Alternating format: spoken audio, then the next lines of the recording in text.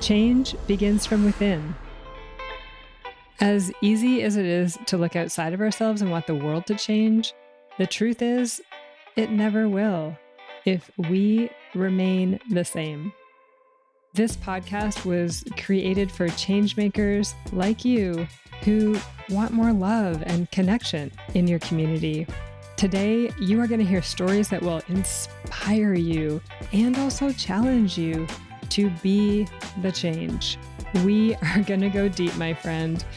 So take a deep breath and settle in. My name is Emilia Tamburini. Welcome to the Circle of Change. Welcome, beautiful soul, to this very special episode. You are about to be introduced to Sean Smith, the Sean Smith that I have mentioned a number of times on this podcast by teaching you the concepts that he has taught to me. If this is your first time joining us, welcome. This is a profound episode for you to start your journey with us, and I'm so glad you're here. With Sean, you never know where you're going to end up in the conversation, and as a circle host, that's my favorite kind of conversation. What I love about this dialogue is Sean's willingness to be in the work. You are going to witness how he processes behaviors or thoughts that might not be serving him in all cases, and also see how he works with all sides of human behavior to draw himself and others toward our greatest potential. There are many leaders in our world that talk about leadership, that talk about human potential, that talk about being the change. In this conversation, you will simply get to experience these concepts live time because Sean Smith is leadership. He is human potential. He is the change. And as we talk about in our conversation, Sean's embodied way of being, which he has worked very hard at, are the ways of leadership today. So this conversation is profound for you as a change maker, and I hope you see yourself in this journey and get a vision for what is possible. Before we dive in, I want to share that there was a moment in re-listening to this episode where I felt uncomfortable. It was the middle segment where Sean vulnerably explores his own worldview and shares the kind of work that he's exploring for himself right now. When I paid attention to what was happening for me, and that's just how I be, when I feel something, I stop and tune in, I realized I had some worry present, a concern about if it was okay for someone of Sean's recognition, his fame, and experience to be exploring his inner self on a podcast. Sean's bio is in the show notes, and please go check it out. But just so you know, he's extraordinarily successful. He's a master results coach who has literally transformed hundreds of thousands of lives around the world. He's a 2-time TEDx speaker, and he's an award-winning actor, and on and on. So being with this feeling, which I sat with, resulted in a huge aha moment for me because I realized that feeling inside of me was the conditioning of a world that leaders can't be this honest, this truthful, this curious in the public eye. It's so brilliant. I love that I felt that for me because I got to take off a layer of old conditioning. I got to unbecome, as Sean says in this conversation, which is the journey that we're all on if we're interested in personal development, if we're interested in creating a new world. So I invite you to pay attention to what comes up for you as you listen to this conversation and let it be a tool to help you decondition any part of you that has also bought into these stories. All right, I want to get into the conversation, so check out the show notes if you want a detailed preview of what we get into. In short, we talk about commoditization of our souls, our collective avoidance of what doesn't feel good. We talk about what drives Sean to be who he is. We talk about fatherhood, leadership, the exhaustion of inauthenticity, and the journey of personal development. And it ends with a very powerful invitation from him to you as a change maker that may just have you stepping into your best life yet. Tune in to the very end when I tell you about a really special offer we have for you with Sean's book, Daddy, Are You Proud of Me? A Father's Guide. What daughters need to hear, see, and know from their dads. Doesn't that title just hit you right in the heart? I love the story he shares about how this book came to be in this conversation. Enjoy this experience with a coach, a man, a father who has changed my life. I am honored to bring him into circle with us today and look forward to hearing your key takeaways. Welcome to this powerful episode, Changemaker. Sean Smith, welcome to the Circle of Change. I'm so excited to be here and to dive in with you specifically because of how your mind works and how your heart works and some of the conversations we've been in the past. Yeah, I'm really looking forward to where this goes. Love that. Me too. Me too. My heart is full of gratitude to be sitting with you here today, because in many ways, this is a dream come true for me to have this time with you.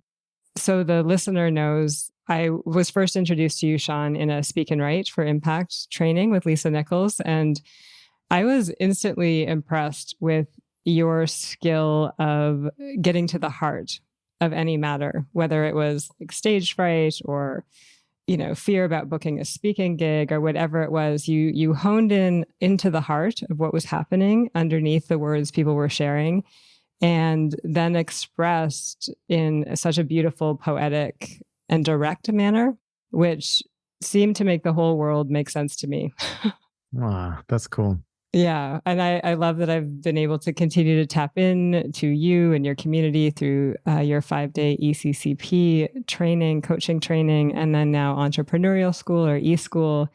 And I have to say, I've never experienced a coach like you before in your whole human approach, where you show up seemingly unconstrained by time and you just pour into us like our lives depended on it, which I think they do in some way, like our capital L lives depend on it. But I love your passion, your vulnerability, your honesty, your humor, and just this unpretentious, caring way that you show up. And I think what I'm really excited about today is that the listener who's sitting with us here in Circle will get to experience that as well. So thank you. Well, thank you for all that. Yeah, I don't really know what to say in any kind of articulate way to respond to what you said, but it's so cool to feel the resonance, and relatability when we operate a certain way that feels like it's out of the norm. Then it's really beautiful to recognize somebody else it is that way too, whether it's vulnerability or certain concepts that we're talking about, or the delivery in some way. It's like, oh, I'm like them and they're like me, and that kind of familiarity is very cool. And I think it's even more valuable the more unique the trait is. So like the more that we might feel like we're an outsider, then the more beautiful and powerful and sacred it is to find other outsiders, to find other people that kind of speak our language and see the world in some of the similar ways that we see the world. Because I think so much of our society has become shallow. I think the humans are suffering because of that. I think is what you were alluding to, like capital L life. So how can we bring humanity back into our conversations and give people a real sense of value and presence and importance and all the things that we crave? I think the human experience inside this digital mass communication world that we live in now is suffering. And so I really honor, the stand that you take in reclaiming or fighting for some of those human experiences for all of us. I love this is called Circle of Change. I know that's intentional wording on your part, knowing how you think and how deeply your intentions are. Change being the only constant, circle being just such an infinite shape and, never ending. So the essence of this work and the essence of humanity is so flexible, so fluid, so ever changing that if we don't learn to ride the waves, then, the undertow is going to take us down. So that's what I see and feel when I experience you in any capacity. Beautiful. Thank you for that reflection. All right. So I mean we're already this deep in Sean Smith and how it is that you show up. I want to take a moment here though and settle everybody in, because everybody is coming in from their various worlds and tuning into this conversation. And so I want to spend a moment to really get us present here. And then we're in for a treat today because Sean Smith is, among many things, a poet, a spoken word artist, and he has offered to read us one of his poems today to start us off. So I will settle us in and then I'll hand it over to you, Sean. Perfect. As we do, I invite you, and Sean, feel free to join in as you wish, to close your eyes if you're in a space to do that. And get present with, if you're sitting, maybe it's your tush on the chair, really feel that support under you, or maybe your feet are on the ground walking or standing.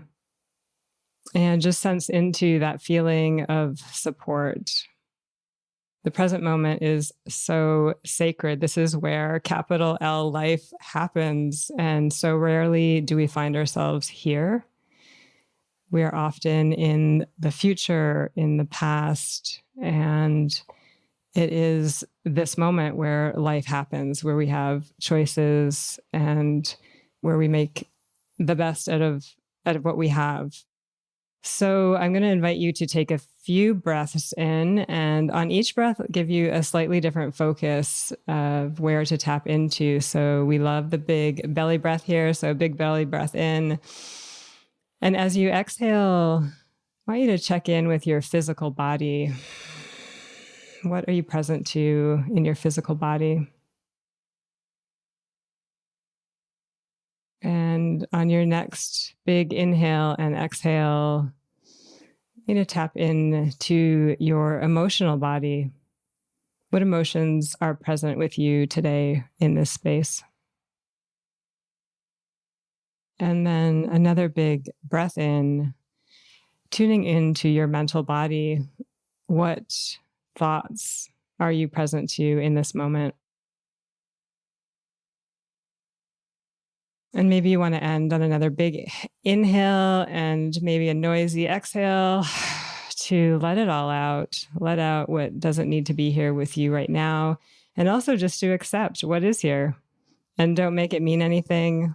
Simply embrace it. Welcome it into this circle, this conversation. And with that, I will pass it over to you, Sean, to read your poem. Thank you for all of that. I just had a really beautiful experience of my own, being present and noticing the different bodies. And I didn't want to choose a poem until now, like in the moment of just what is speaking to me or what could potentially drive the conversation. So for whatever reason, and I'll just follow the guidance, I'm going to read one of the poems that it's actually probably, I think it's my most unique kind of poem just because of the way I wrote it. It came to me really from a more of a business perspective, but as most things, it has roots that are deeply profound and personal and individualized to all of us. Kind of speaks to one of the things that I was just saying earlier about our experience on the planet becoming more shallow. And I think we are being turned into commodities more and more and more as people, as humans. Our attention is a commodity on social media platforms and the just media and entertainment. And obviously our money is a commodity, and that like we have become the product. I've never said that before. Like we aren't just the consumers of the product, we are the product of the consumption economy. Our eyeballs are the product that then gets turned around and sold. That's a new thought and kind of a breathtaking thought for me. So in that light, I wrote a poem called Commoditize Me. And I'm happy to make this available for your audience, if they want to read along either during it or after or what have you, because there's, some wordplay. Commoditize me. Commoditize me. Commercialize me. Commonize me. Compromise me. Consumerize me. Computerize me. Capitalize me. But don't capitalize me. Keep me small, please. Keep you tall, please. Keep me all, please. Keep me wrong, please. Use all these. Keep me wrong, please. To keep you strong, please. And keep me weak, need. And keep me seeking. And make my soul bleed. And make me so need whatever it is you're selling me. So enable me. Believe my lines. Disable me. Relieve my mind. Mesmerize me. Memorize me. Memorize me. Minimize me. Productize me. Promisize me. Profitize me. Profitize me. Show me signs, prophet. Close my eyes, prophet. Tell me lies, prophet. Sell me lies, prophet. Show me signs, prophet. Close my eyes, prophet. Tell me lies, prophet. Sell me lies, prophet. Line up all my fears. Light up all my fears. Lie about my fears and make your money off it. Assembly line me. Never mind me. And never let me. Remember I'm me. Dismember my needs. Dismantle my pleas. Replenish my greeds. Assemble your me. Please. Guarantee, then deceive me. Green light, then demean me. Gaslight, then redeem me. And I'll buy whatever it is you're selling me. Because I'm selling me. Yeah.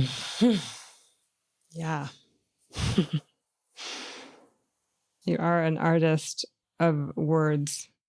Thank you for that. Thank you for the opportunity. And, that poem, as I said at the beginning to set it up, it's like on the surface, it's a commentary about commercialism and who we are to the economy, the economy of information, the economy of thought, the economy of social media, the economy of money, whatever the economies are, which we have a bunch.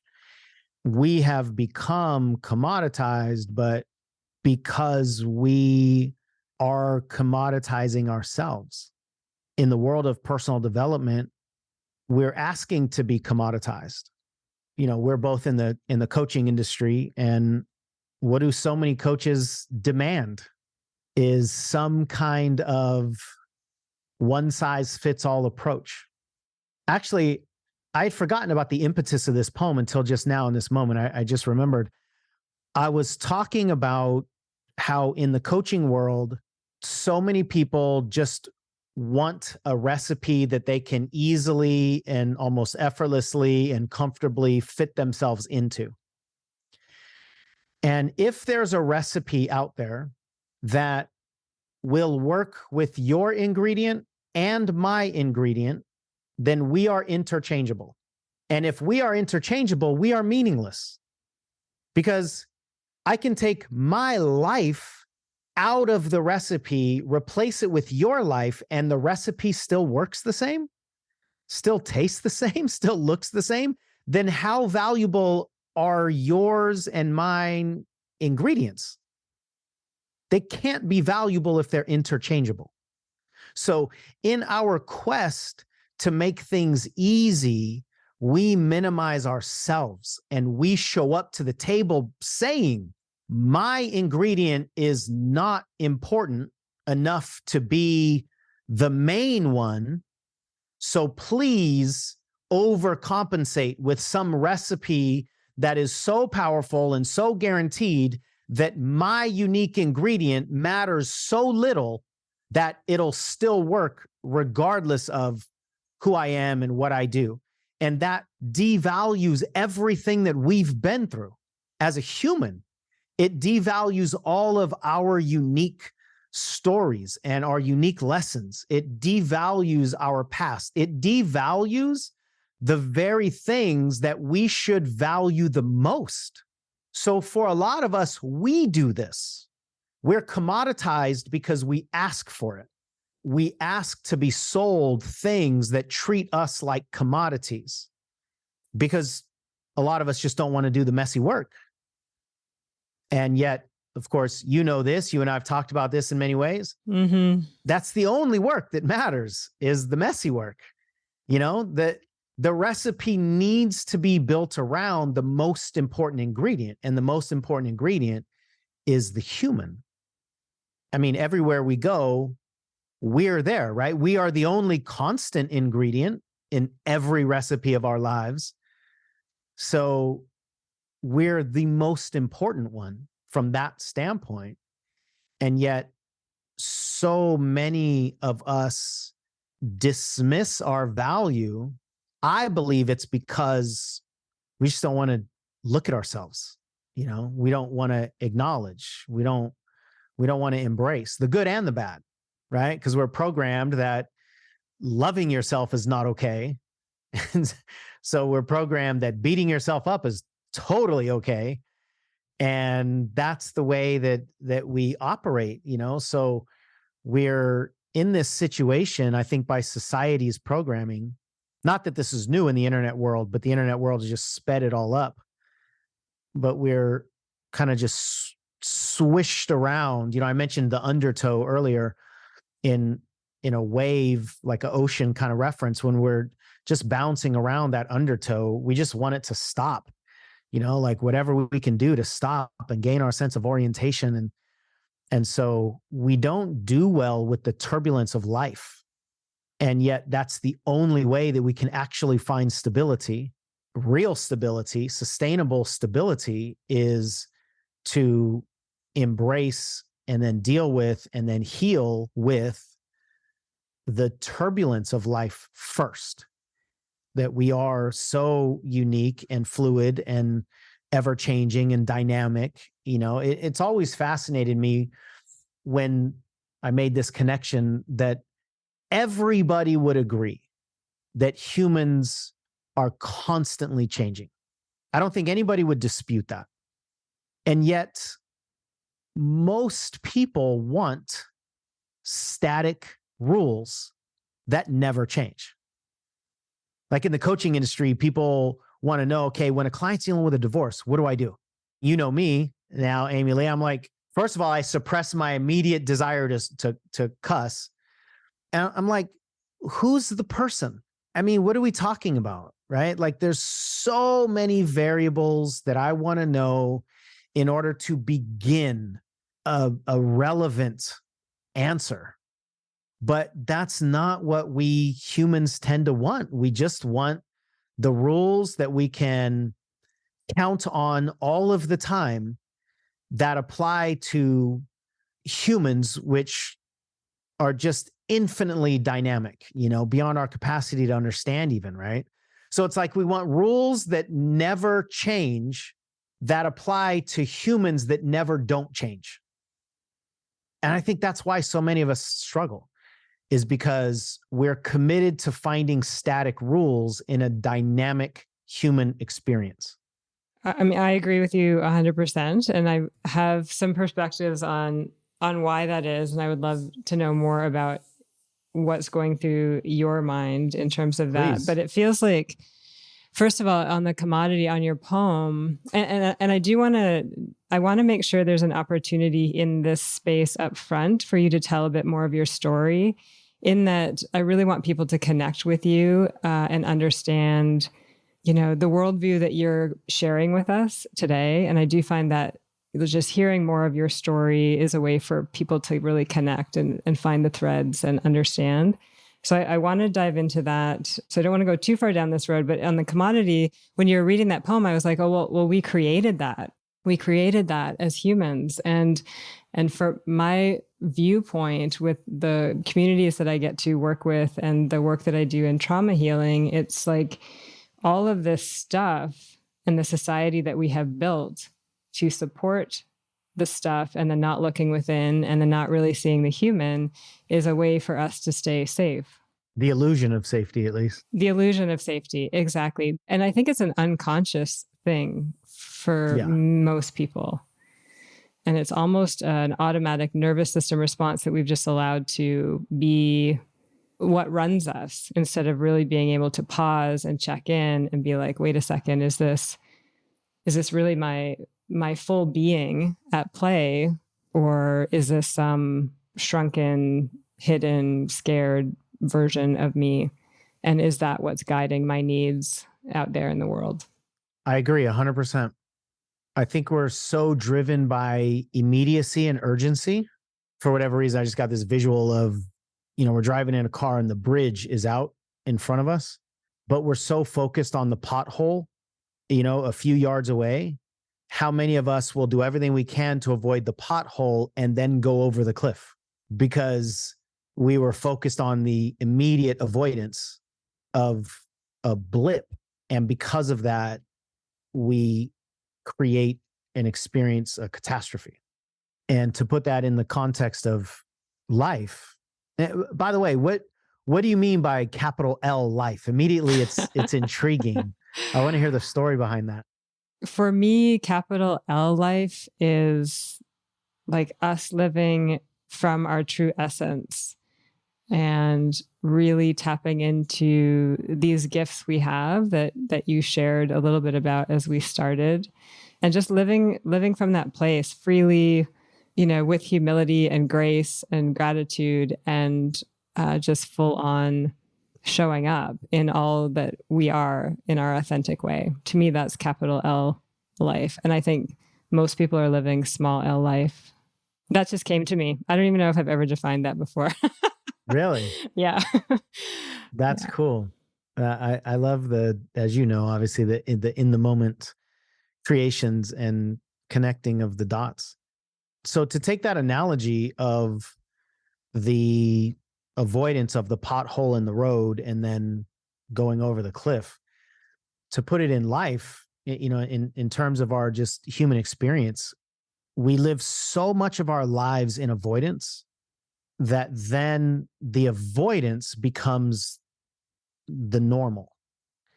So with trauma, for example, as you said, if we have these trauma avoidant strategies, which most of us do, I think all of us do, then the avoidance of the trauma becomes the norm, in air quotes, the norm. It's not natural, but it's normal because we've created the program to avoid the trauma, avoid the feeling at all costs. And so then we just live a life of numbing, essentially. And we think the absence of pain is joy. And it's not. It's just neutral. So when we live this avoidant strategy life, specifically avoiding feelings that are uncomfortable to us, we also sacrifice the feelings that we all crave. You can't just avoid the negative feelings and then go all in and swim around in the positive ones. I always say that people think feelings are like mixer boards, right? And if you've not seen a mixer board, there's all these different channels, and each channel has all these different buttons to go up and down or to turn, left and right. And I'm looking at mine here to try to sort of describe it. And each one of those channels is sort of like a feeling, So we think that we're going to turn this feeling down and turn that feeling down. And we're not going to explore our anger and rage. And we're definitely not going to explore our depression, but we're going to turn the happiness up and the joy up and the fulfillment. So I'm going to turn all of these down, but turn all of those up. In reality, there's only one switch. They're either all on or all off. But the interesting thing is, and this goes back to the whole idea of us kind of sacrificing long-term because we're serving the short-term immediacy, call it a catch-22 or a conundrum or, the truthful paradox is that we actually can get to the point where we can control the negative and the positive, but only by going through them, only by actually swimming in all of them. And then becoming this vessel where emotions are felt and released rather than suppressed and avoided. And then we can become this more of a free-flowing emotional vessel to where anger actually does only live in our body for a short period of time. And we express it, we learn the lesson, and we release it. But most of us are just trapping all of our emotions. And then, we become an emotional powder keg so that one little thing can trigger us and then all of the repressed emotions can come out. And then we're afraid of that ever happening again. So we think, the way to do this is put a tighter lock on the vault of emotions because that one just broke. So let's repress harder. Let's avoid more so that all of these emotions don't ever make their way out of the vault. And that's just the exact opposite of controlling your emotions, number one, but it's also the exact opposite of living a capital L life as a human. So it's always fascinated me that I think the most sacred experiences as a human are our deep emotional ones. And yet we're programmed to avoid all of those almost at all costs, which is, I think, essentially what virtually all addiction patterns are. It's avoidance of reality, avoidance of feelings, avoidance of emptiness, avoidance of depression. It's the avoidance of the feelings that we don't want to have. It's not actually a positive experience. It's just the dampening or the numbing out of a negative one. And then, of course, as we sober up or we, stop engaging in whatever the experience is, there's the pain again. There's the stuff that we were avoiding. It never goes away in that strategy. So what we're being invited into is the sacred, scary, messy, uncomfortable, beautiful, impossible to explain, joyful human experience, inside of all of it. But the only way we're going to do that is to jump all in. So, you asked me to tell a little bit about my story. Is there anything you wanted to add first? No, I was thinking this is a perfect segue actually, because I do know at least part of your story and you've jumped in numerous times. And I guess what I'm curious in this story is, so yes, please share a part of your story, because what I'm really curious about is like, what is it that drove you to keep going, to keep leaping, to keep diving into the darkness, essentially along the way? So don't necessarily need to focus on that, but I have that question up here that's brewing because I think that's something that a listener might want to understand if they're stuck and don't want to jump in because it's terrifying as all else to step into the darkness, because that's how we've made it be. What is it that pulled you through? I don't know if pulled is the right word, but anyways, share your story. So much is begging to come out of me based on just that short series of questions by you and tee up for this. When I was 13 years old, well, I'll get back to that because I'm trying to like organize it all in my mind, right? And sort of connect the dots and even either tell it sequentially or understand it sequentially in my mind, because I don't know. Like I get it. I get a sense right now that what I'm about to share is going to be something new. Like for me, I don't know if you've ever had that where like you start going, okay, something's going to be connected here. So for whatever reason, I'm getting that sense right now, which is really cool.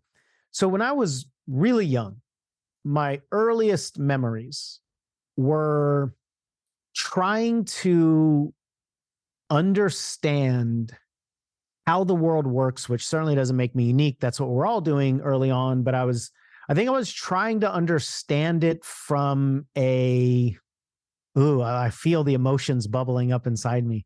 I was trying to understand it from like a antagonistic, adversarial kind of place. Like I was already at odds with the world. That's never come out of my mouth before. But I can feel that being true. So as I was just a young kid, I think there was just like anger inside me. Like, I don't like this. And why? Like this almost a rabid curiosity to figure everything out and everyone out, but coming from a place of anger feels like the right word for now, at least in this moment, but like anger, retribution feels, geez, this is like exploring my wounds right now. I love it. Like life's not fair, and who and what fucked this up for me. This is truly like an exploration that I've never done before till right now. So this is like I'm actively just kind of going back and collecting, memories. But so I always sort of had this chip on my shoulder. And I believe that part of that is because, life wasn't fair in my home, and I didn't have the mom that I was supposed to have. And my parents didn't have the marriage they were supposed to have, and they were always fighting. And I didn't have all the things that I, didn't have. And I think that's pretty common for almost everybody, that we have trauma throughout our lives, micro traumas, macro traumas. But I can remember as a young kid just being like irritated and not wanting to play in this world that I think is already unfair. I heard something recently. I was talking to a woman that does a lot of somatic work, and she said that when our first 9 months, one of the major decisions that we make is whether the world is safe or not. And I've heard that before, but she clarified it in a way that I hadn't heard it before. And she said, first of all, just 9 months, right? And maybe it's, we're 9 months in the womb. And so maybe it's like the principle of equal time or something. I don't know. I didn't ask her that. That'd be interesting. But like those first 9 months are so critical. And she said, according to all the research that she's done, which has been a lot, that it really comes down to one main thing. And it's a very specific, measurable, did this happen or didn't it happen thing, experience in our lives. And that is simply, did our mothers hold us skin to skin and bounce us when we were infants? And that, that happens all the time. We see parents pick up the baby and just kind of naturally, kind of bounce up and down. But she said that if our mothers nurtured us in that specific way when we felt like we needed it, then we will come to the conclusion during that 9-month period that the world is safe. And no matter what turbulence is happening all around us, I'll be protected, I'll be nurtured.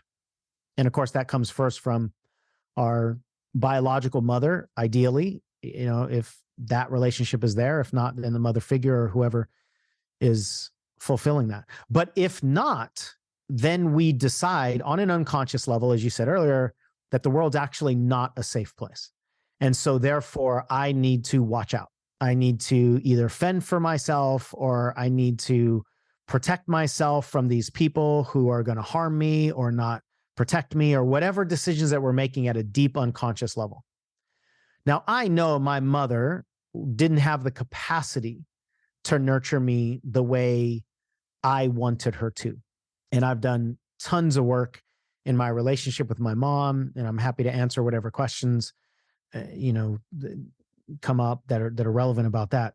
But if we decide that the world, so I think I decided the world's not safe because of my lack of nurturing from my mother. I think most of us decide that also, because very rarely do moms with all of the extra responsibilities and all the other life things happening have the capacity to understand or be present or be intentional or even understand how important this is, right? To actually make sure that the baby believes the world is safe, right? I got you.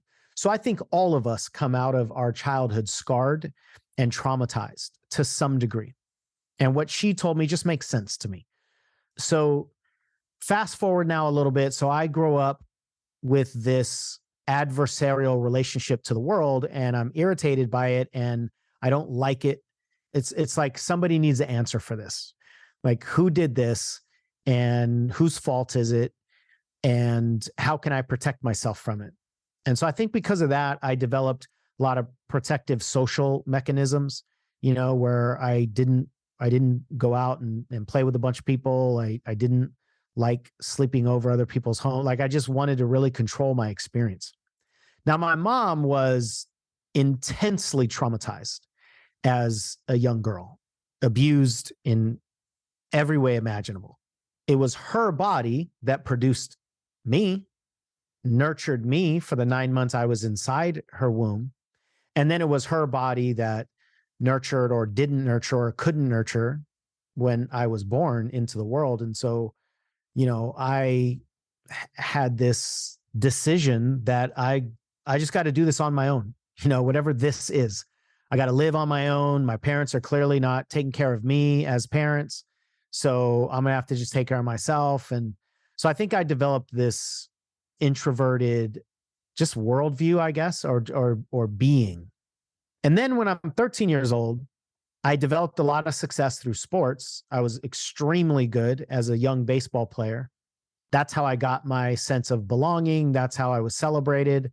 Everybody believed I was going to be a professional. And so I found a lot of meaning in my baseball career. But then when I was 13 years old, I was hit and nearly killed by a car traveling 50 miles an hour as I was riding my bike to school. And so in an instant, I was nearly killed. And that experience completely shifted my relationship with death and mortality. Because now, as a 13-year-old, I learned that life is so unpredictably precious. And 1 minute I'm on top of the world. I had just come back from the Little League World Series, which is the pinnacle of success in baseball. So, I mean, we were literally celebrities in our hometown. Everything was going well. And then in a split instant, I should have been killed by the details of the accident. So I learned in the most dramatic way that life can end without warning. And what that caused me to do is have a lot of gratitude in the very act of breathing. And it caused me to think about my life as a precious singular gift in a way that I had never held on to it before. Conceptually, of course, I knew that we were all going to die at some point, but like I was on death's doorstep and then was able to have a second chance. And I think this is fairly common from what I've heard from people that have near-death experiences. It just changes the way you see the world. So it changed the way I saw the world. It changed the way I saw everything, everybody, and then myself. And I remember having this premonition when I was in the hospital, I think the day of my accident later that night, where I imagined looking back on my life on my deathbed and contemplating how I lived and all the mistakes that I made. Drinking, doing drugs, getting into gangs, not staying in school, not following my dreams. Like I played all of that out in this premonition, not consciously, like I didn't intentionally do this, but I had this experience and I felt it in my gut. It was like I experienced the depths of regret, and also the knowledge that I can't change any of that. So I just became face to face with looking at my life at the end of it going, yeah, you really screwed up. And there was just one question that hit me for whatever reason. It was the most powerful. What if you wouldn't have done this? What if you wouldn't have done that? What if you would have done this? What could you have become?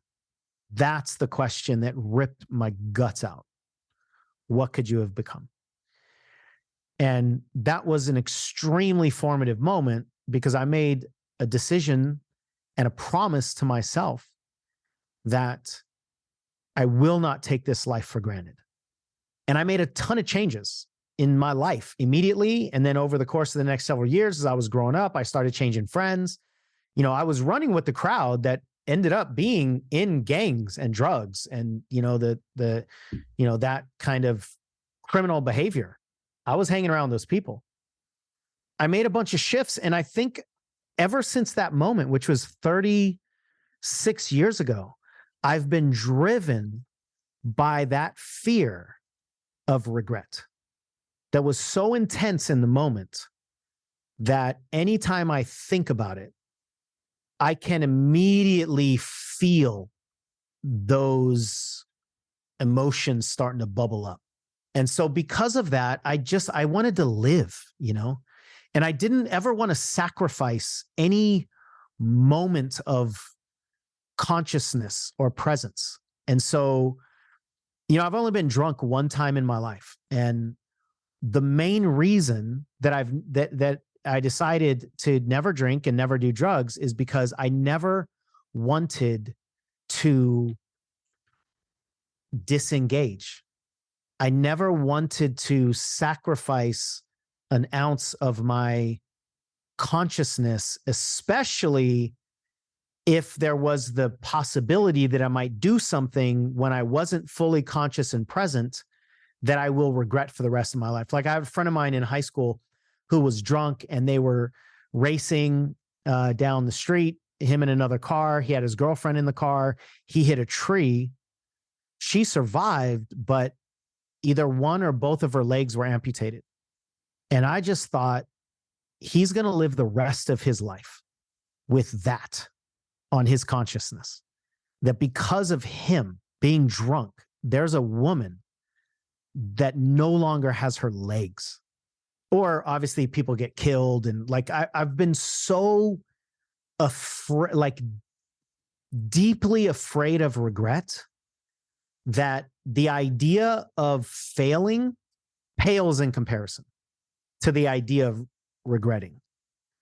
And so you kind of teed this up with jumping, or at least that's how I heard it. You might not use that word, but that's how I was listening to it. Just going for it, because I never want to re-experience what I did as a 13-year-old, asking myself, what could I have become? I would rather jump and find out. I'd rather the whole thing come crumbling down than me wondering what could have happened. And then the intense pain that follows that of knowing that I don't get a second chance. And so for me, it's a very simple contemplation, actually, of what's worse, falling or never finding out. And to me, what's worse is never finding out. So because of that, I've jumped off many a cliffs, metaphorically, although one time, literally, without packing a parachute. And it has its pros and cons, right? Because I'm more inclined to take ignorant, potentially dangerous action than to stay safe and static, right? To stay safe and stationary. I would rather experience the failure than the nothingness of safety for me. And I'm not saying that everybody needs to live their lives that way, but that was a long answer, which obviously doesn't surprise you to your question, but hopefully somebody can find themselves in that story somewhere.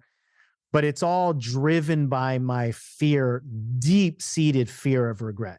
And I mean, it wakes me up at night still to this day, just thinking like, oh my God, did I do enough? Did I try enough? Where did I screw up? What experiences did I not do in my life? And what do I still have to do? Like it truly, sometimes it gets to the point where it's not healthy for me, right? Like it's easy to kind of worry myself into an emotional, wreck at times, but it's just constantly driven by, did I do enough? Did I experience life? Is there anything that I avoided? So sometimes it can become neurotic maybe, but it's all driven from this promise that I made to myself that I'm going to live life when I'm alive. Oh, the question I want to ask is, are you truly feeling it, feeling life? Like if that's the driver, regret. I just wonder, like, what would life be like if something else was the driver? Similar to what we were talking about with avoidance, if my life is driven just by the avoidance of regret, then am I sacrificing the experience of whatever I want to experience, happiness, joy, fulfillment, whatever, just so that I can say I don't regret? The internal and intangible ways that my body is reacting to the question tells me that the answer, I don't know that you even pose it in a yes or no question, but the short answer is yes, I have missed out on experiences of the present moment because I was driven by the fear of regret, and or I wasn't in the present moment to even have access to it because I was constantly thinking of this other thing. And I also think that the opposite has been true, where there are moments of my life that I am so intensely connected to everything that I disconnect from all the stuff that doesn't matter. To rephrase it with that last phrase that I just said, I'm sure there are plenty of times in my life where I'm connected to the stuff that matters, disconnected from what doesn't, and then vice versa, connected to what doesn't and disconnected from what does. Everything that I just shared about my life and the decisions that I made all along the way, obviously, is like it has painted my entire life. And so my relationships are based on that, driven to a large degree by the fear of regret. And sometimes that fear of regret turns into perfectionism because I don't want to regret taking some kind of half-ass action. And so therefore, I want to make sure that I feel really good about what I do, but then that means I got to get perfect with it, or I got to delay and, do all the things that feed into the sabotage, because I don't want to regret anything. I think the other thing that is a big, big element in my life is that I'm constantly looking for what's not working and why it's not working and how can we fix it. And that's not always a good thing. If you imagine being married to me for 24 years. Yeah. Because I'm looking for what's not working, I find it because I'm looking for it. Sometimes that serves me and sometimes it doesn't. But it's all kind of stemming from that same driving force. So your open-ended question of what would life be like if I was driven by something different? If I was driven by presence, now this is a meta program shift, as you know, the meta program work of, are we driven towards something or away from something? So now if I'm driven toward presence and that's the primary fuel, then I can feel, just even contemplating that in this moment, I can feel how less judgmental I would be. I mean, just the initial outlook of life is what's wrong. There's judgment there. So if I've decided that something is wrong, now I'm simultaneously looking for what's wrong, but also being driven by the judgment that something's wrong. and therefore something needs to be fixed. Whereas if I'm more driven by just presence, now I'm going to be more curious and more exploratory without the judgment. Instead of what's wrong, what's real. And just feel that. I think you know that in our community, we have a sacred 2-word phrase that's like the highest compliment we can give. Do you know what the phrase is that I'm referring to? Does it involve the F word? It does. Okay. But only one of the 2 words. What I want to say to you is truly, like, in all loving ways, fuck you. Because that was a really, really profound question. And just my answering of the question has just shifted a ton inside me. I can feel it. I'm going to have a shirt made. I'm not going to put the F word on it because essentially, like, that's our way of saying thank you. And so the more appropriate radio edit version is "thuck you" with a TH, THUCKYOU. So "thuck you." It's simultaneously F you and thank you for that. Yeah, it's a profound worldview shift. It's interesting that you said that regret is your main driver, because my experience of you, Sean, that is not present at all. All that I see in you when you show up. And just for the listener, I mean, this is the Sean that we get to experience in eSchool when he's coaching you, is that he's in the work all the time. We're always exploring, and it feels like we're always doing that together. And it is a beautiful, beautiful community that you have created. And what I see is your love and care for humanity, for all of us to get the most out of our lives. And okay, maybe there's regret under that, but what comes through is the love. And I think that's important, because for me, what came up for me when you were sharing your story is there's something about intention.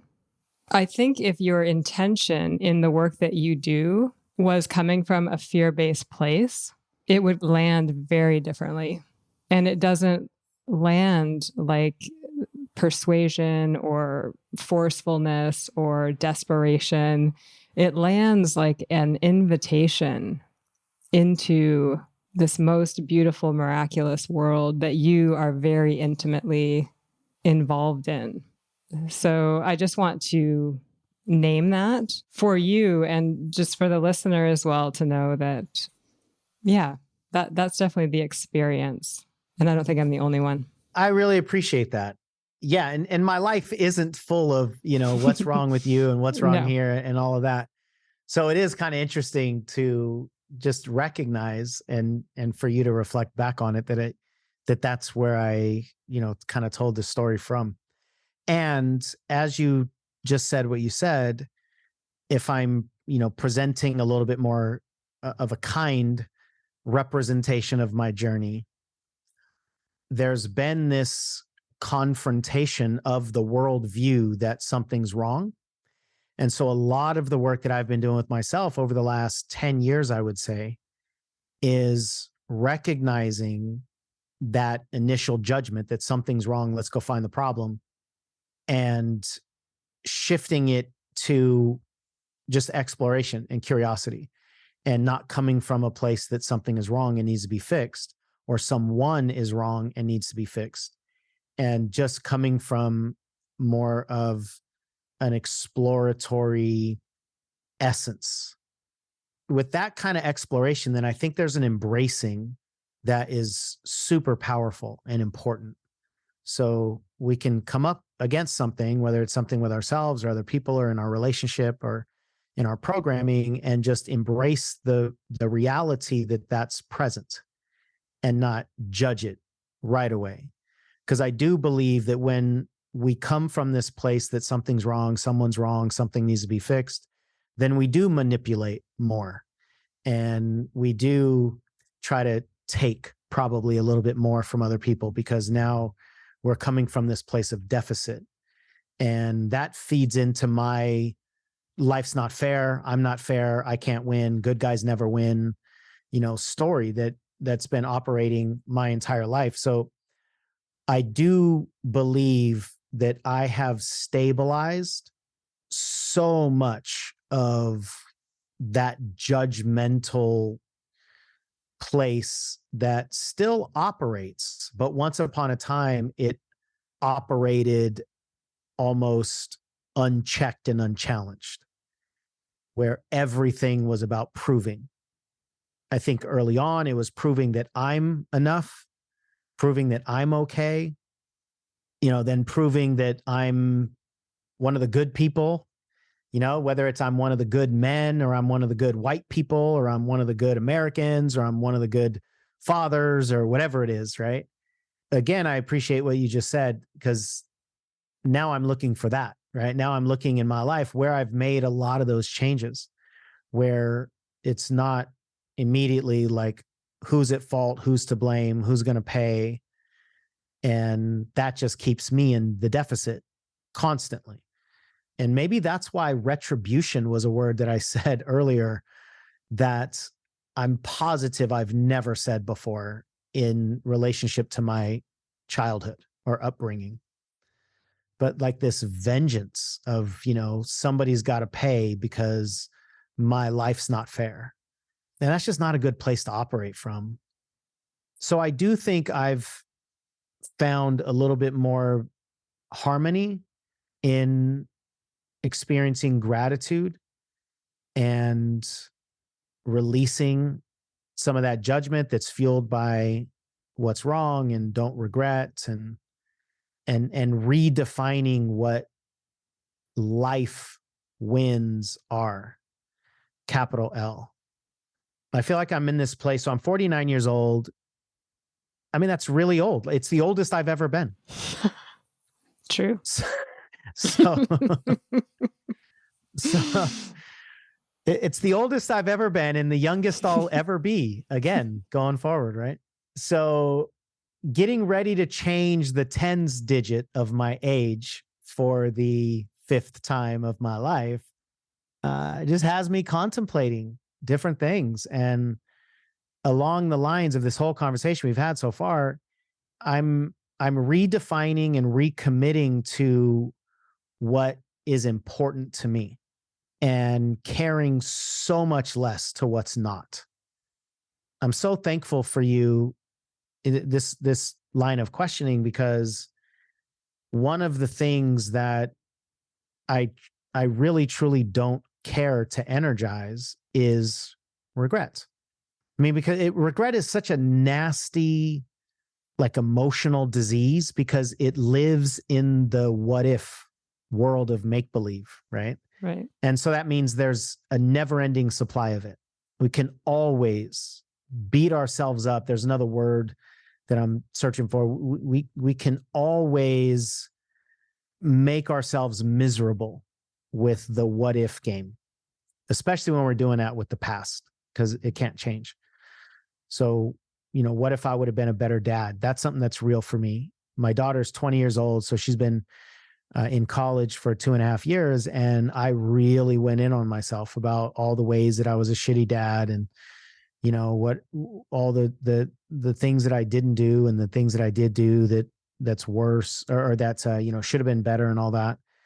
And so this is extremely present and relevant to me in my life. We spent 2 days with her at Disneyland, and I found myself genuinely appreciating moments of nothingness, just the fact that she's here and I'm here, and we don't have to be talking or hugging or interacting in any way for me to just appreciate her essence and her presence.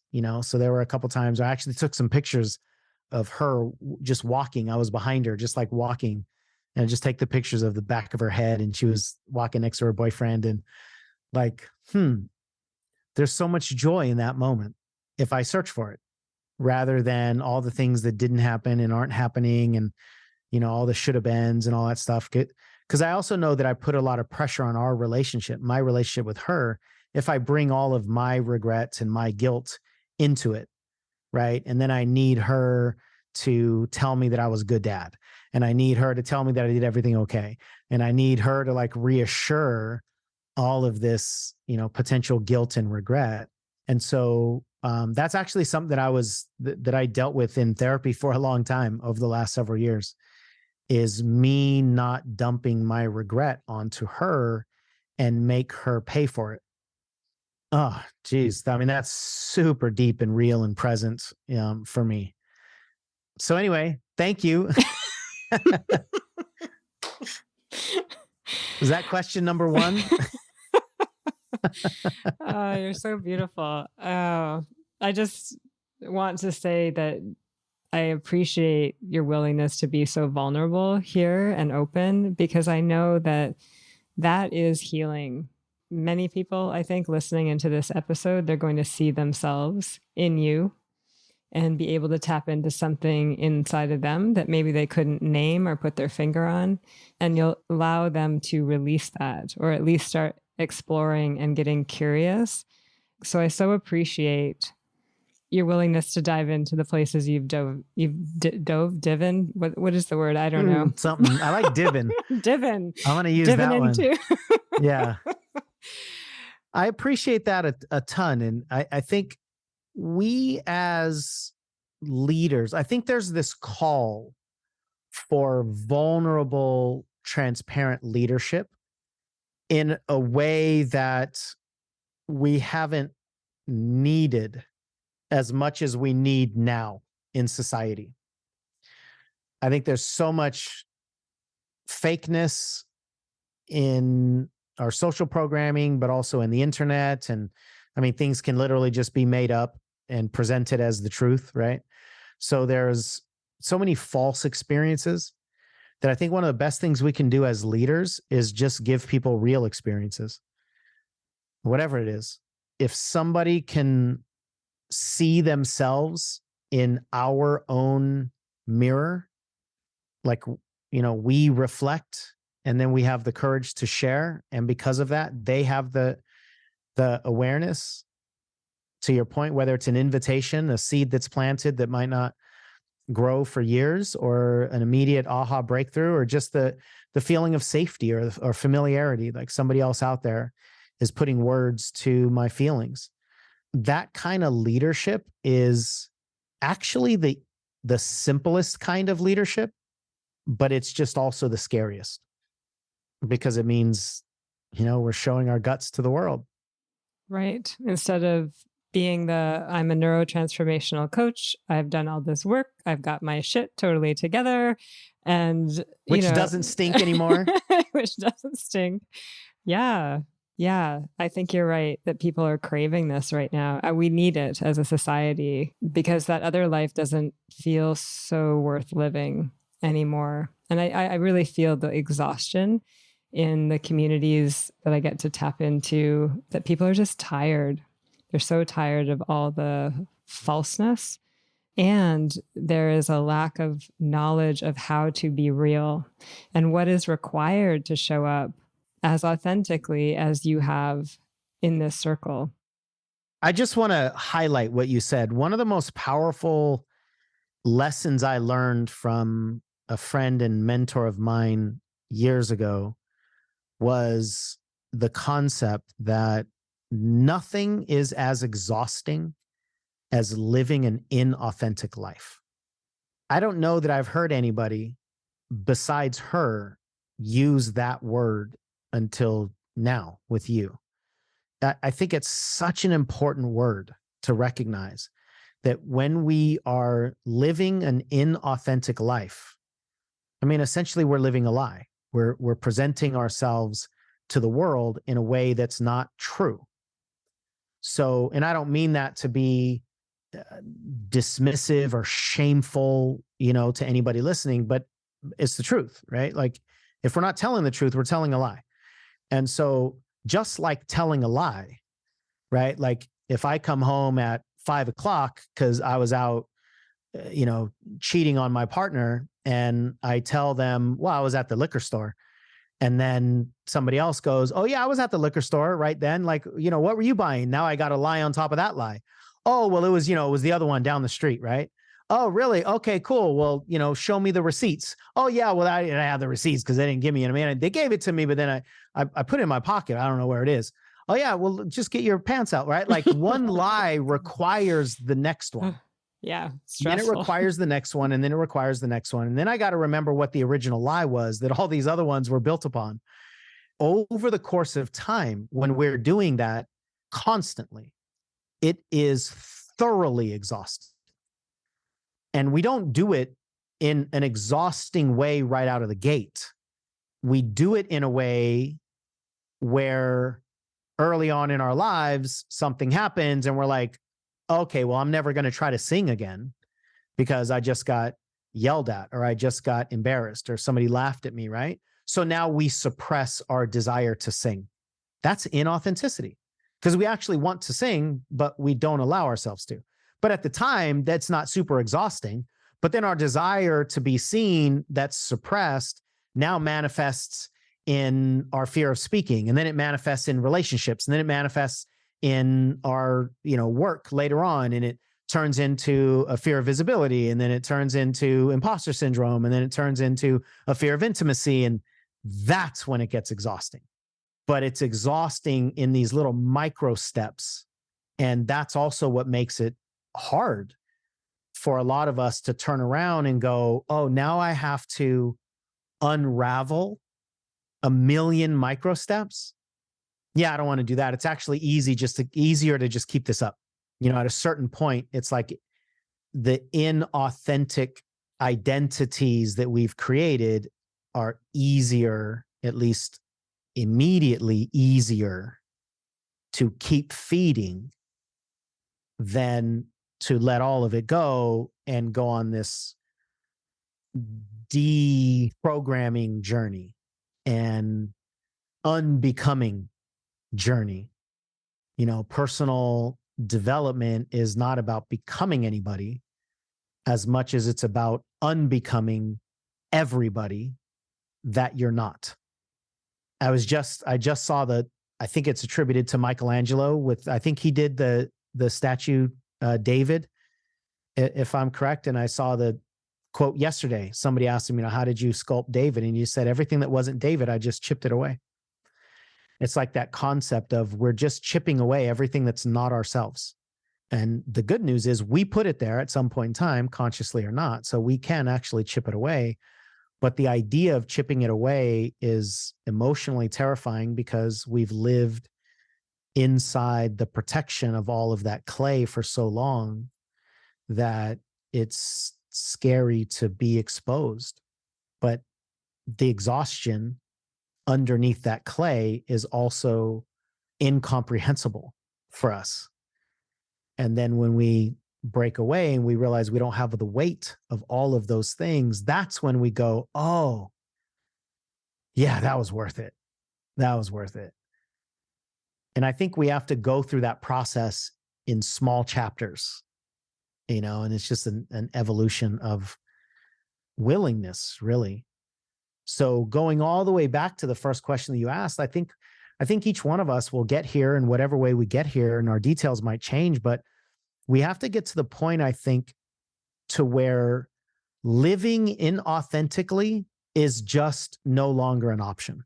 So living an authentic life, whatever that looks like, is the goal.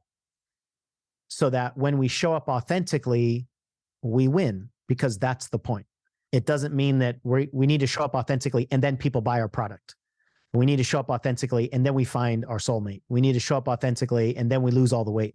If it's conditional like that, then I think we're going to stay stuck in the ineffective programming that's based on, us not being authentically good enough, right? So we always have to prove our good enoughness with something that's external or inauthentic. So hopefully everybody who's committed to this journey of freedom and fulfillment, whatever that looks like, can get to that point where each step is intrinsically worth it because the step itself is the win. And then we can start to change our programming, start to become a little bit less afraid of the consequences, because the success is found in the effort and not in the outcome, at least in this kind of work that requires personal evolution and discomfort and unbecoming and removing masks and layers and all of that stuff. I hesitate sometimes to even take it to this level, but I always do, because when we talk about the bigness of the journey, it can be really daunting to people and go, whoa, like I thought I was just climbing up, a 20-foot hill. I didn't know I was climbing up Everest. But at the same time, I think we need to know it's not a 20-foot hill, because if you think it's a 20-foot hill and you prepare for a 20-foot hill, you won't survive once you find out that it's bigger than that. So I think we have to kind of weigh the idea that some people might feel like it's too much with the idea that you have to know what you're actually up against so that you can expect it. And then it's just, balancing those two things for the rest of your life, right? Yeah. I love that that's where we've brought this conversation to, because I think that is a beautiful perspective for folks to sit with, to really think about not it being about the whole journey, the full journey, but just the next step. And that's easier. I think I brought this up in one of our classes recently, but I work with First Nations communities, and they hold this worldview of like 7 generations. And I often think we put so much pressure on ourselves to get it all done and succeed in this lifetime. And how would we approach life and the world if we thought about a 7-generation approach to say, okay, in this lifetime, I get to move the dial like this nudge. And that's going to support the next generation and the next generation and the next generation. And as we know, things magnify as they go out, right? It's like we're throwing the pebble in the pond, and then the ripples go out in bigger and bigger waves.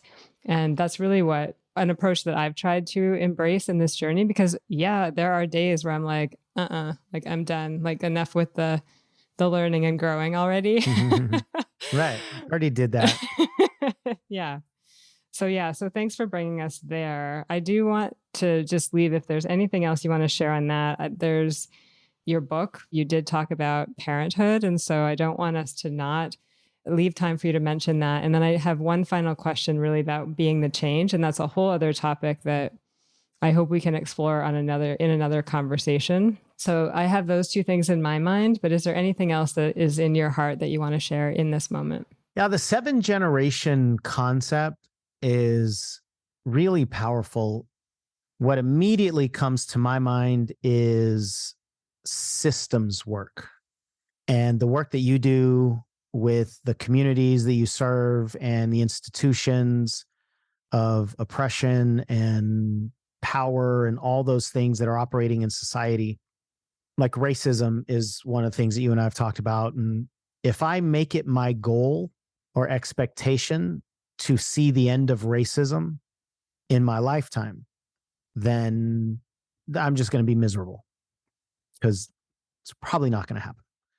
But if I can put it into the 7-generation worldview, can I do my part in this generation and then pass the baton to the next one? And then they'll pass the baton to the next one, whatever that looks like. Then I can recognize that the system that I'm wanting to help dismantle is bigger than me, but that actually allows me to focus more on what I can do rather than try to rush to the end of a process that is not rushable. And we can take that same idea and apply it to ourselves internally. When we look at the systems of programming and trauma and nurturing and our belief patterns and all that stuff, I mean, it's potentially very daunting work because we're dealing with systems. But can you do something this year that moves the needle? Are you going to dissolve all the systems in your life? Of course not. That are holding you back? No. But can you be further along this time next year than you are now? And then we can play with that timeline. Can you be further along 10 years from now? Can you be further along 10 days from now? Can you be further along 10 minutes from now? So can you do something that moves us forward?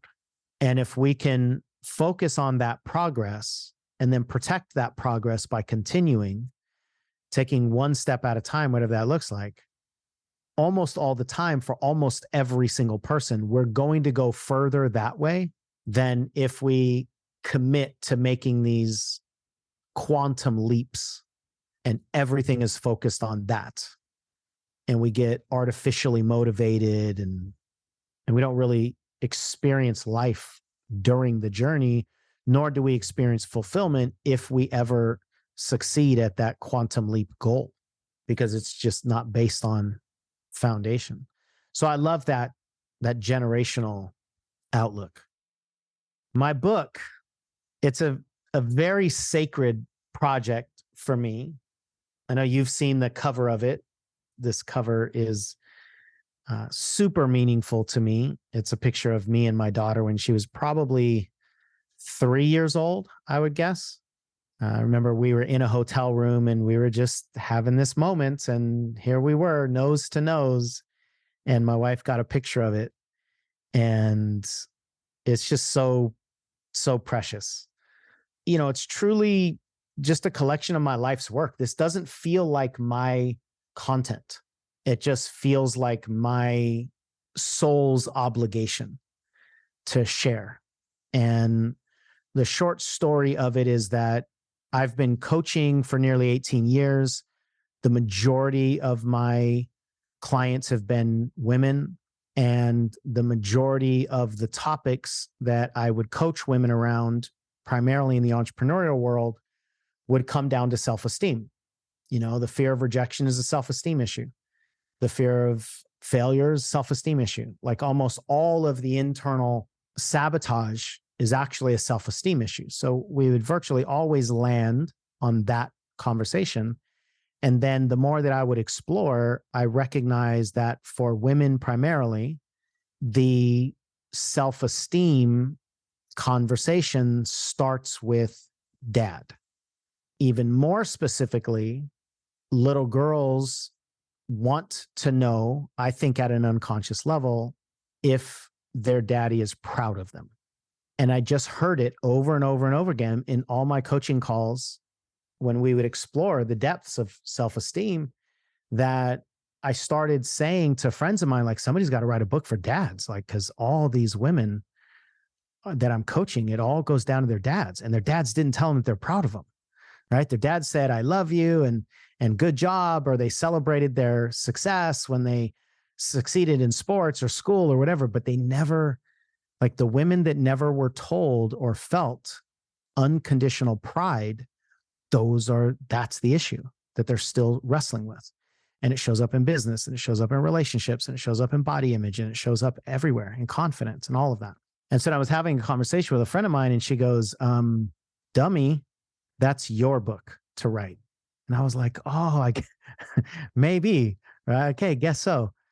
So like once I had that shift, then I started writing this book, and it was years ago. And it's gone through, the developmental phases of a book, but also the changes of my life and doing a lot of internal work. And the book was on the back burner for a while. And so I originally wrote the book in 2014, and it went through a lot of evolutions and iterations. And now finally it's ready to be birthed. And literally today, I know this episode won't be heard the same day that we're recording it, but as we're recording this, I'm about to send an email here within an hour, probably, releasing this book into the world to where people can touch it and buy it and get it and read it. And it has taken on an interesting life. It's written to dads. It is essentially me saying, hey, dad of daughters, this is what I've learned in coaching women that you and I were never taught.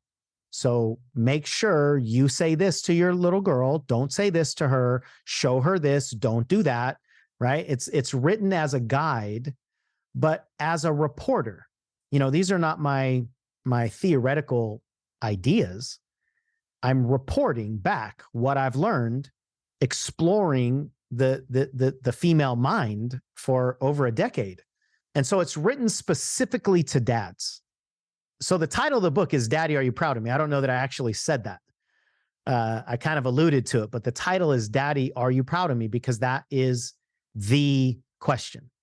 And quite often when I tell people the title by itself has become kind of this sacred thing, because a lot of people will physically respond and a lot of people will immediately cry.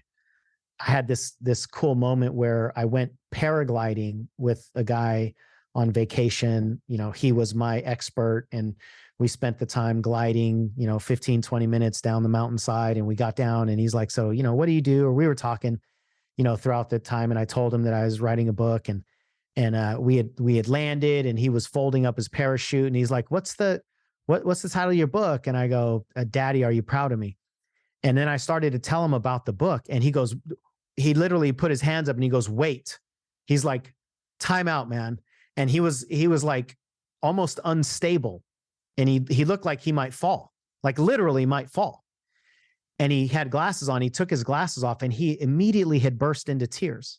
Like just the words, Daddy, Are You Proud of Me? Pierced him, both from a child's perspective, like him asking his dad, but also he's the father of a daughter and getting asked that question.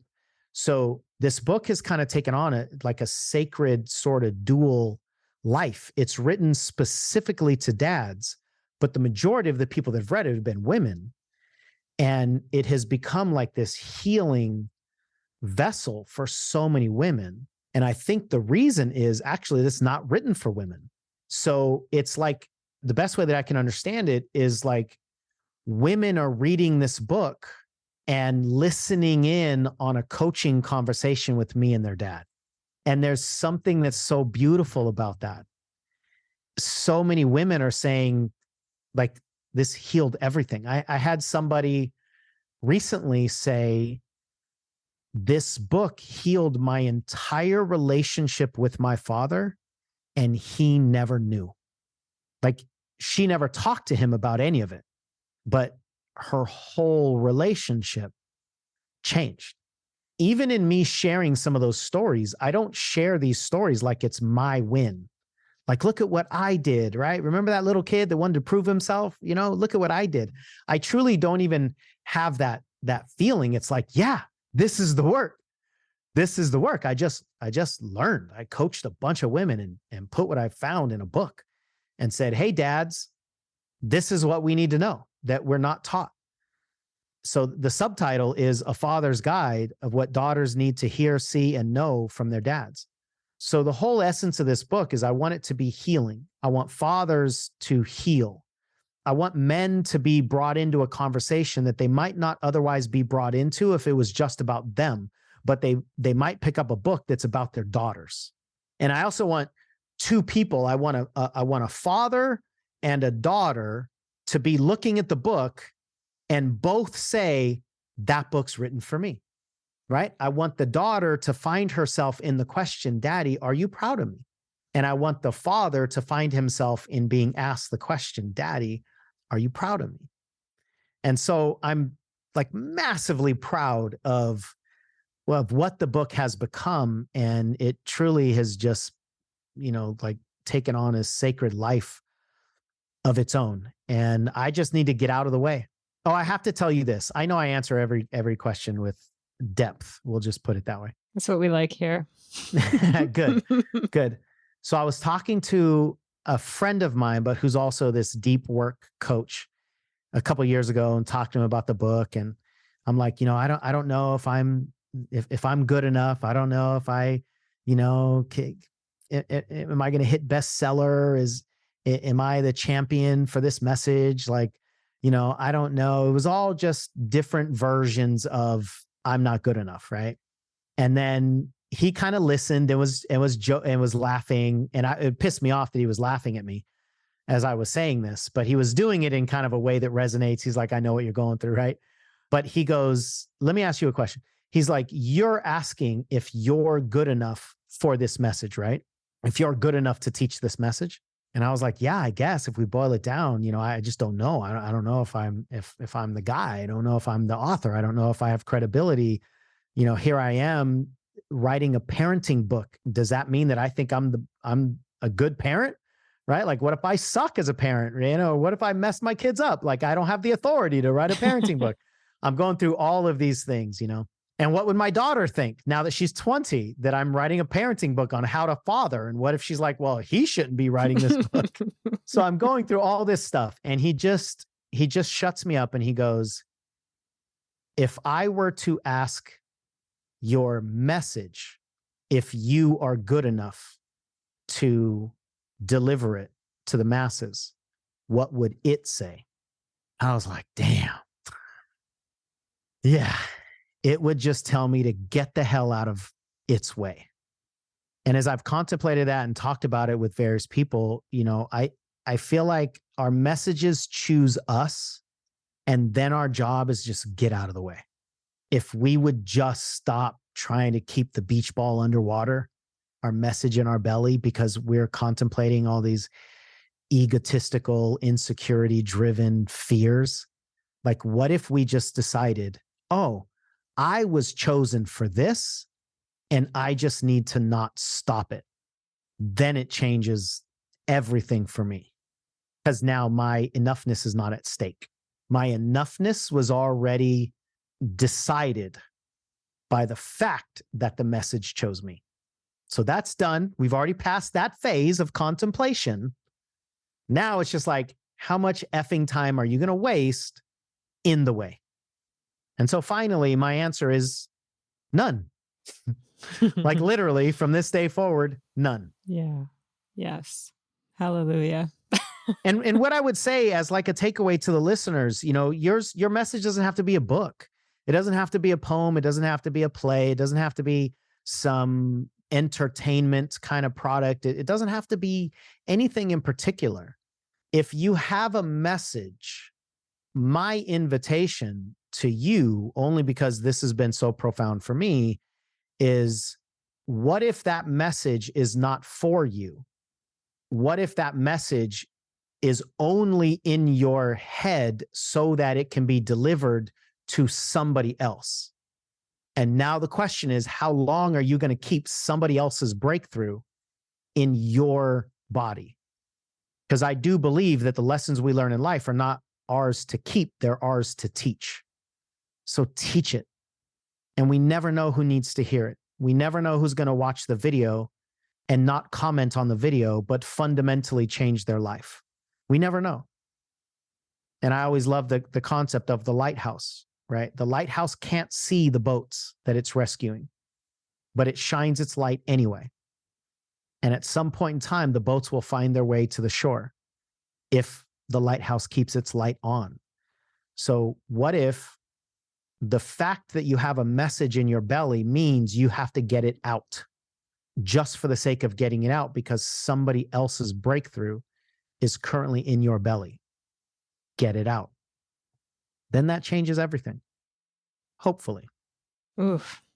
That message was directly for my soul, and I know for other souls out there as well. So I so appreciate you bringing us to that point, Sean. What a beautiful story. And I can't wait to read your book, because that is my story as well. And I know the story of so many of my friends and my peers and my colleagues. So it truly is a gift that you got out of the way and released this out into the world. So thank you. Thank you for that. Also, just thank you for listening so intently to your clients and paying attention to what was there for you to bring to the world. Because many people would have go through their careers and not hone in on that. So I think this message was for you to deliver. So thank you. Thank you for that reflection, for the invitation, for part one of however many parts you'll allow me back on. And there's a depth to what you just said that, maybe we explore and share another time. But my relationship with my mom that I alluded to a couple times was the earliest seeds that then grew into ultimately this book being one of the leaves that was produced from that whole lifeline that goes all the way back to my mom. And this book in many ways healed my relationship with my mom, who died 10 years ago. And so it was very much a self-healing journey in that process too. It has been a beautiful birthing and rebirthing process. And I also hope that all of you listening at some point in your life have the experience of creating something that is so deeply personal to you that it scares the shit out of you to share it. That's a capital L right there. Absolutely. Thank you so much, Sean. You're such a gift to me personally, and your presence, all of the nuggets that you've brought here today, including your vulnerability, your life experience, just the way in which you be is a healing presence. So I see you as a healer, and I'm fully supportive of your path and whatever direction you continue or to go in, because I know it's making an impact, and I hope you're feeling that joy along the way. Thank you for that. And thank you for just a profoundly powerful experience on your podcast. And there's plenty more to talk about. So I hope we can do it again. Me too. Thank you. Thank you. Hey, Changemaker. How are you doing? There's so much gold in that conversation, right? I invite you to re-listen to the parts that ignited something in you to see if you can bring whatever it is that is needed into your body. Personally, I've taken this in a few times now and have pulled something different each time. I have read Sean's book, and it is as he says it is, healing. I've given it to a number of my girlfriends, and I want to give you a copy too. So the way to do that is to email me at podcast@humconsulting.ca and share one nugget that you're taking from this conversation, one way that maybe this conversation shifted something in you. I will pass those messages on to Sean if you'd like. But if you share with me, I'll put you in a draw for one of Sean's books. Send me your reflections by February 15th, 2023. Thanks so much, Changemaker. I'm proud of you for all that you do, for your willingness to be curious, for your care and determination to make this world a better place. You are amazing, and I love you. See you next week. Ciao. I'm now passing the talking piece to you. If you feel called to put your voice in the circle, please head to humconsulting.ca/podcast and share your story there. I cannot wait to hear what has come up for you as you have listened to what has been shared here today. I wish you love and joy beyond your wildest imagination. Thank you so much for being here in the Circle of Change. I also want to express my gratitude to the following peeps. Circle of Change is recorded on Lekwungen territories, and I am so grateful to live on this land. Our opening and closing music was created by the talented E-Roll Beats. You can find his creations at erollbeats.com. And special thanks to my coach, Mary Chan of Organized Sound Productions, for bringing this podcast to life. Until next time, ciao.